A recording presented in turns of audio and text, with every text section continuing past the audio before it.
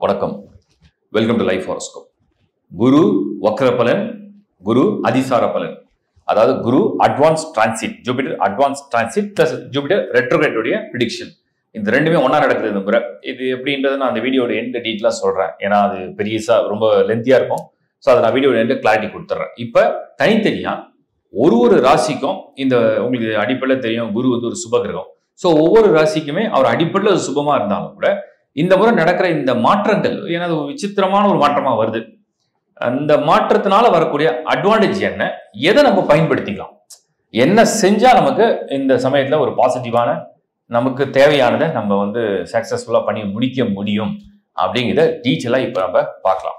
www.lifehoroscope.in இந்த வெப்சைட்ல உங்களுக்கு தேவையான எல்லா சர்வீஸும் ஆட் பண்ணிருக்கு. பயன்படுத்த வேண்டியவங்க பயன்படுத்திங்க. இந்த வீடியோ உங்களுக்கு பிடிச்சா லைக் பண்ணுங்க, ஷேர் பண்ணுங்க.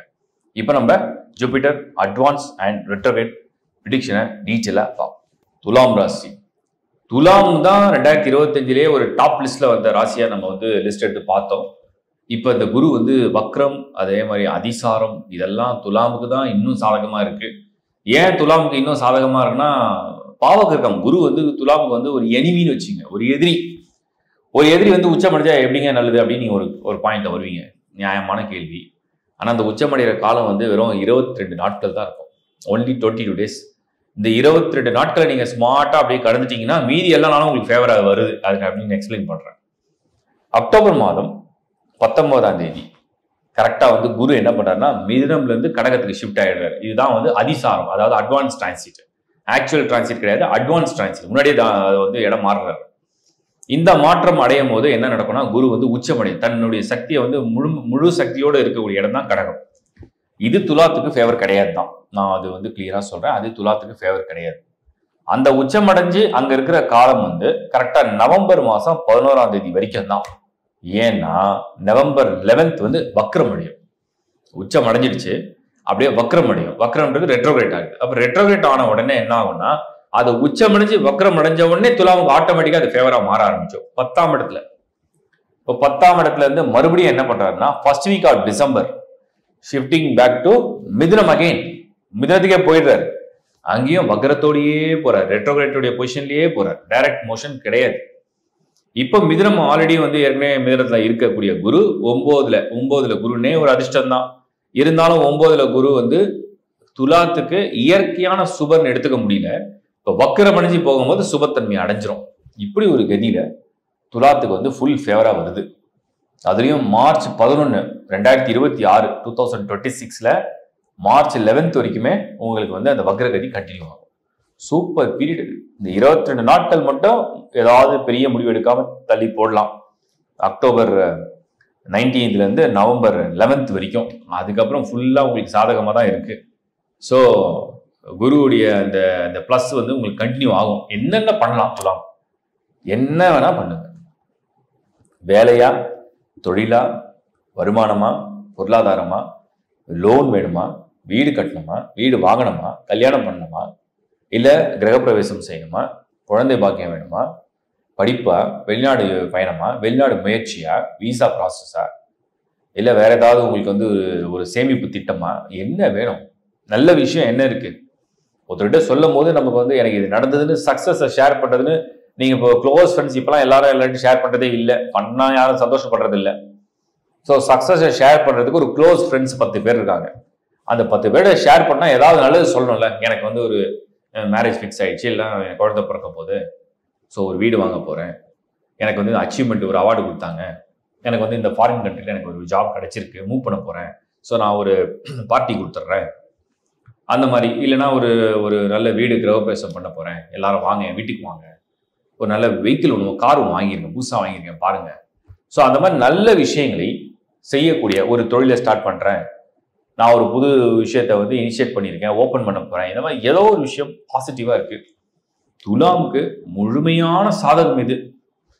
இந்த வருஷத்திலேயே சனி பெயர்ச்சினால வந்த லாபத்தை விட, ராகு கேதுவால வந்த லாபத்தை விட, மற்ற சுக்கிரன் மற்றும் சூரியன் மற்றும் புதன் எல்லாருடைய டிரான்சிஷனை விட, குரு 9ல வந்தோம், இன்னும் அது ஏன் தரல, இன்னும் ஏன் இது ஏன் தரல, இன்னும் இது ஏன் கிடைக்கல, இன்னும் அதை முயற்சி பண்ணி ஏன் நடக்கல அப்படின்னு புலம்பிட்டே இருந்தீங்கன்னா, கொஞ்சம் மடன்னு ஒரு நேரத்தை வந்து சக்சஸ் பண்ணி கொடுக்குற விஷயங்கள் அப்படின்னு பார்த்தீங்கன்னா அது வந்து உங்களுக்கு 2025 நவம்பர் மாதம் 11th ஆன்வர்ட்ஸ் அங்கேருந்து அப்படியே மார்ச் 11th வரைக்கும் அதை கண்டினியூ பண்ணுது.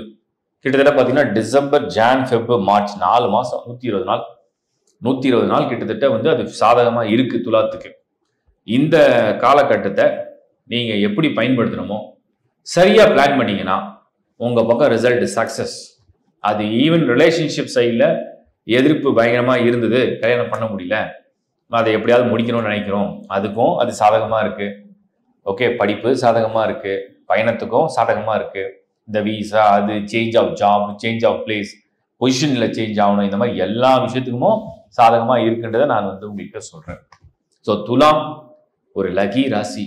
அந்த ராசிக்கு என்னமோ ஒரு பயணம் திருப்தியாக இருக்குது, என்னமோ ஒரு விஷயம் அது அட்வான்டேஜ் ஆகுது, என்னமோ ஒரு விஷயம் நல்லது நடக்குது, அது பெரிய லெவலில் வந்து ஒரு ஜாக்பாட்டாக இருக்குன்றதை நான் வந்து கிளியராக உங்களுக்கு சொல்லிக்க விரும்புகிறேன். என்னுடைய மனமார்ந்த வாழ்த்துக்கள். குரு எப்போ வக்ரம் அடைகிறாரு, எப்போ வந்து அவர் வந்து அட்வான்ஸ் டிரான்ஸ்ட் ஆகிறாருன்னு எல்லாருக்கும் ஒரு குழப்பம் இருந்தது. நான் தெளிவாக சொல்லிடுறேன் அது எப்படின்ட்டு. ஏன்னா நிறைய பேர் இந்த கேள்வியெல்லாம் கேட்டாங்க ஆல்ரெடி. இப்போ மிதுனத்தில் குரு இருக்கார், இப்படி வச்சுங்க. மிதுனத்தில் குரு இங்கே இருக்கார். இது எப்போ வந்தார்? மே மாதம் 2025, அதாவது மே எண்டில் 2025 குரு மிதுனத்துக்கு டிரான்சிட் ஆயிடுச்சு ஆல்ரெடி. அப்போ மிதுனத்துலேருந்து மறுபடியும் கடகத்துக்கு போகும், 1 இயர் ஆகும்.